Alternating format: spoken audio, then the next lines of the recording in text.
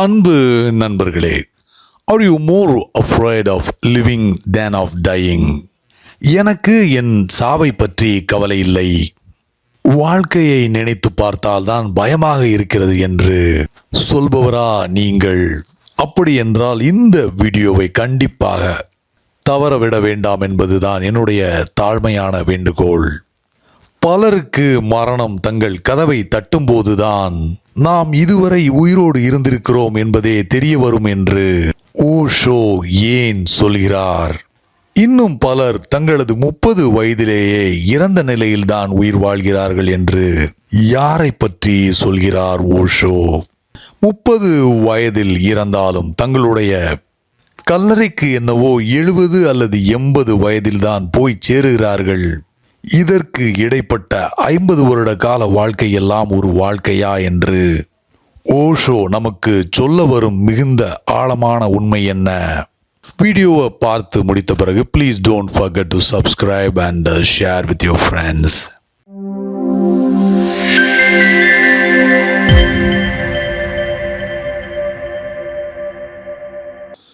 சாக பயப்படுபவர்களை விட வாழ பயப்படுபவர்கள் தான் உலகில் அதிகம். The fear of death is nothing compared to the fear of life. அதனால் தான் ஆயிரக்கணக்கான மக்கள் தங்கள் உயிரை மாய்த்து கொள்கிறார்கள். இன்னும் பலர் தங்களுடைய வாழ்நாள் காலத்தில் பல முறை தற்கொலை செய்வதை பற்றி யோசிக்கிறார்கள். பலர் முயற்சி செய்கிறார்கள், ஆனால் எப்படியோ அதிலிருந்து காப்பாற்றப்பட்டு விடுகிறார்கள். சிலர் அரைகுறை மனதோடு முயற்சியில் ஈடுபடுகிறார்கள். ஆனால் வெகு சில மனிதர்களே வாழ்க்கையை வாழ்வதற்கு முயற்சி செய்கிறார்கள். வாழ முயற்சி செய்யும் மனிதர்களின் எண்ணிக்கை தற்கொலை செய்து கொள்ள முயற்சி செய்யும் மனிதர்களின் எண்ணிக்கையை விட குறைவு. தன்னுடைய வாழ்க்கையை வாழும் மனிதன் புத்தராகிறான். உங்களுக்கு எத்தனை புத்தர்களை தெரியும்? விரல் விட்டு எண்ணிவிடலாம். ஜீசஸ், ஜராத்துஸ்ட்ரா, லாவசோ போன்ற மனிதர்களை விரல் விட்டு எண்ணிவிடலாம். நூற்றாண்டுகள் கழிந்துவிட்டன. கோடான கோடி மக்கள் வந்து கொண்டும் போய்கொண்டும் தான் இருக்கிறார்கள். ஆனால் எப்போதாவது ஒரு மனிதன் தன் வாழ்க்கையை ஆத்தன்டிக்காக, உண்மையாக, முழுமையாக பயமில்லாமல் வாழ்கிறான். அப்படி என்றால் மற்றவர்கள் என்ன செய்து கொண்டிருக்கிறார்கள்? அவர்களுடைய வாழ்க்கை அல்ல, மாறாக it is a constant avoidance of life. வாழ்க்கையை தவிர்ப்பது என்று சொல்லலாம். அவர்கள் தங்களை வாழ்க்கையிலிருந்து காப்பாற்றிக் கொள்கிறார்கள். கம்ஃபர்ட், சேஃப்டி, செக்யூரிட்டி என்ற பெயரில் பதுங்கு குழியில் ஒளிந்து கொள்கிறார்கள். வாழ்க்கையிலிருந்து தப்பிக்கவே பார்க்கிறார்கள். They are simply trying to evade life. நம் வாழ்க்கையை கொஞ்சம் பரிசோதித்து பார்ப்போம். வாழ்க்கையை உண்மையில் வாழ்கிறோமா? நம்மை சுற்றி உள்ளவர்களையும் கவனித்து பார்ப்போம். அவர்களும் உண்மையில் வாழ்கிறார்களா? பெரும்பாலான மனிதர்களுக்கு தாங்கள் சாகப்போகும் கடைசி வினாடியில்தான் இதுவரை உயிரோடு இருந்திருக்கிறோம் என்பதே தெரிய வருகிறது. மரணம் நம் கதவை தட்டும்போது திடீரென்று நமக்கு உரைக்கிறது, கடவுளே, நாம் உயிரோடு அல்லவா இருந்திருக்கிறோம், இப்போது மரணம் வந்துவிட்டது என்று நினைக்கிறோம். ஆனால் மரணம் வரும்போது பல கோடி மக்கள் நிம்மதி பெருமூச்சு விடுகிறார்கள்.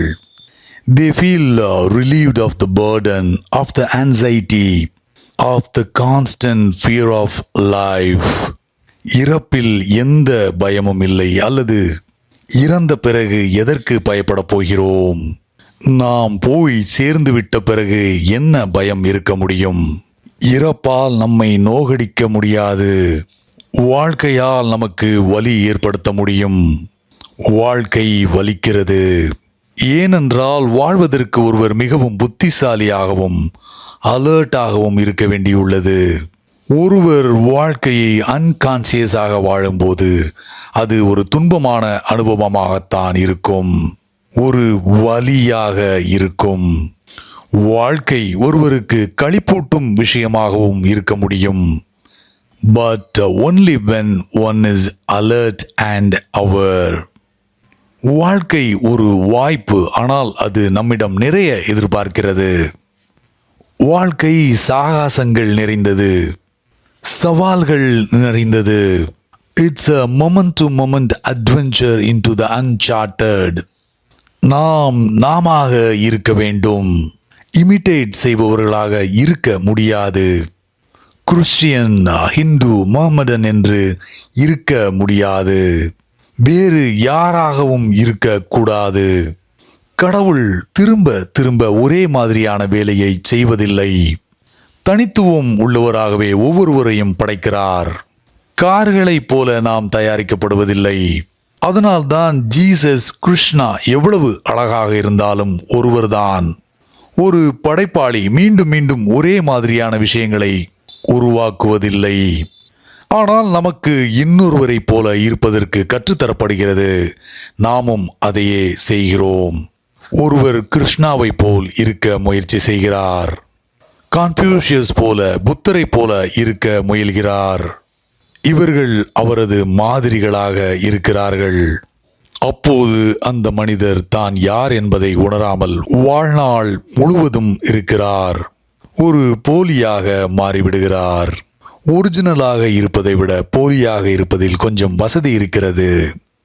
ஏனென்றால் போலியான சமூகத்தில் எளிதாக அட்ஜஸ்ட் பண்ணி வாழ்ந்து விடலாம். அப்படி ஒருவர் போலியாக இருக்கும்போது எளிதாக ஒரு கூட்டத்தோடு கூட்டமாக ஐக்கியமாகி விடுகிறார். நாம் உண்மையாகவும் ஆத்தென்டிக்காகவும் இருக்கும்போது நம்முடைய வாழ்க்கையை பெற்றோரால், சாமியார்களால், அரசியல்வாதிகளால் கொடுக்கப்பட்ட மாதிரிகளை வைத்துக்கொண்டு வாழாமல் நமது விருப்பப்படி வாழும்போது, ஒவ்வொரு நாளையும் அடுத்து என்ன நடக்கும் என்ற ஐடியா இல்லாமல் வாழும்போது, நல்ல கிரியேட்டிவிட்டியோடு, சென்சிட்டிவிட்டியோடு, அவேர்னஸோடு, எந்த ஒரு சித்தாந்தங்களும் இல்லாமல் புதிதானவற்றை ஆராய்ந்து அனுபவிக்கும் போது நாம் நிச்சயமாக கூட்டத்தில் ஒருவர் இல்லை. கூட்டம் இண்டிவிஜுவலான ஆளை வெறுக்கிறது. காரணம், அவர் வித்தியாசமாக இருக்கிறார் என்ற சாதாரணமான காரணத்திற்காக, அவர் ஒரு ரிபலாக இருக்கிறார் என்பதற்காக வெறுக்கிறது. அவரை எளிதாக அடிமைப்படுத்த முடியாது என்பதற்காக வெறுக்கிறது. In fact it is impossible to enslave him. அவருடைய புத்திசாலித்தனத்திற்காக வெறுக்கிறது. மகிழ்ச்சியாக இருக்கிறார் என்பதற்காக வெறுக்கிறது.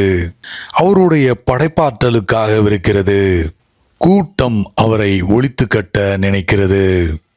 அதனால்தான் மனிதர்கள் வாழ்க்கையை பார்த்து பயப்படுகிறார்கள். Life has many dangers. வாழ்க்கை பாதை முழுவதும் அபாயம். அடுத்த நிமிடம் என்ன என்பது ஒருவருக்கும் தெரியாது. எது வேண்டுமானாலும் நடக்கலாம்.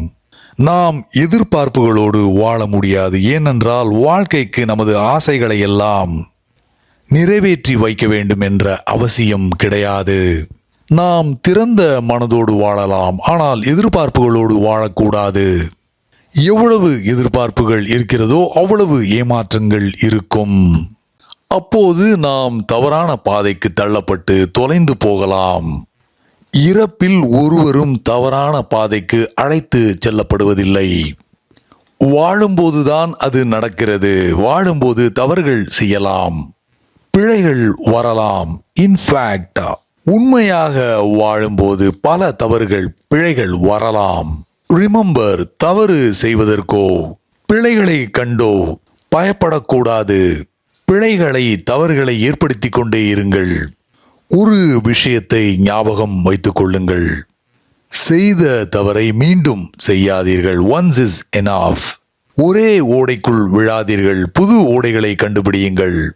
தவறுகள் மூலம், பிழைகள் மூலம், பாதை தெரியாமல் சுற்றுவதின் மூலம் நமக்கு நல்ல வளர்ச்சி ஏற்படுகிறது.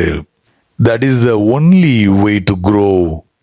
வாழ்க்கை ஆபத்தானது, மரணம் சௌகரியமானது, சொகுசானது. நமது கல்லறைக்குள் படுத்திருக்கும் போது எந்த விதமான ஆபத்து நமக்காக காத்திருக்கிறது? அப்போது எந்த ஒரு பிரச்சனைகளும் இல்லை. ஆன்சைட்டிகள் இல்லை, கடனாளியாக இருக்க வாய்ப்பே இல்லை, மனைவியோ கணவனோ நம்மை பிரிய வாய்ப்பே இல்லை, மீண்டும் இறப்பதற்கு கூட வாய்ப்பு இல்லை. You are so safe in death. ஆனால் வாழும்போது பாதுகாப்பு இல்லை, என்ன வேண்டுமானாலும் நடக்கலாம். வாழ்க்கை முழுவதும் விபத்துக்கள் தான். ஏதோ ஒரு பைத்தியம் நமது தலையை வெட்டுவதற்கு கூட அங்கே வாய்ப்பு இருக்கிறது.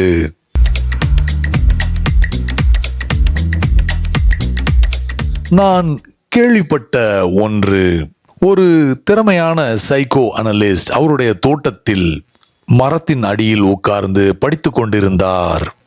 அவரின் ஒரே மகள் 8 வயது 9 வயது இருக்கலாம். தனது தோழியோடு விளையாடி கொண்டிருந்தாள். திடீரென்று அந்த சிறிய பெண் தன்னுடைய தோழியின் தலையில் ஒரு தடியால் பலமாக அடித்து விட்டாள். தலையிலிருந்து இரத்தம் கொட்ட ஆரம்பித்தது. அந்த சைக்கோ அனலிஸ்ட் அடிபட்ட பெண்ணை நோக்கி வேகமாக ஓடினார்.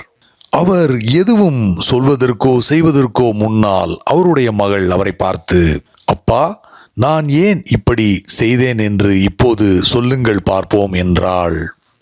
தனது தந்தை ஒவ்வொரு செயல்களுக்கும் ஏன் எதற்கு என்று காரணங்களை தேடிக்கொண்டிருக்கிறார் என்று அந்த பெண் அவ்வப்போது கேள்விப்பட்டிருக்க வேண்டும். வாழ்க்கை நமக்கு எது வேண்டுமானாலும் செய்யலாம். நாம் ஏன் எதற்கு என்று கூட கேட்க முடியாது. நாம் ஏற்றுக்கொண்டுதான் ஆக வேண்டும். பதில் சொல்வதற்கு யாருமே கிடையாது. எல்லோருமே வாழ்வதற்குத்தான் அதிகம் பயப்படுகிறார்கள். அதனால்தான் இறந்தவர்களாக இருக்கிறார்கள். That is why people are dead. 30 வயது நெருங்கும் போதே இறந்து வாழ ஆரம்பிக்கிறார்கள். தங்கள் கல்லறைக்கு என்னவோ 70 அல்லது 80 வயதில்தான் போய் சேர்கிறார்கள். இதற்கு இடைப்பட்ட 50 வருட காலம் மிக மட்டமானதாக இழு என்று இழுக்கப்பட்ட வாழ்க்கைதான். இறந்து போன மக்கள் நடப்பதை, பேசுவதை, எல்லா விதமான செயல்களையும் செய்வதை பார்ப்பது ஒரு அதிசயம்தான். It certainly is a miracle. Love life. அதனால்தான் என்னை பொறுத்தவரை வாழ்க்கை மட்டும்தான் ரிலிஜியன். வாழ்க்கை மட்டும்தான் கடவுள். அதை முழுமையாக வாழுங்கள். அப்படி வாழும்போது இறப்பு என்பது இல்லை. உடல் இறக்கும் ஒரு நாள், ஆனால் நாம் உடல் அல்ல. வாழ்க்கையை முழுமையாக வாழ்ந்திருந்தால், if you have loved your life totally, you will have to come across the eternal in you. அதுதான் இறைவனை சந்தித்தல் என்பதாகும்.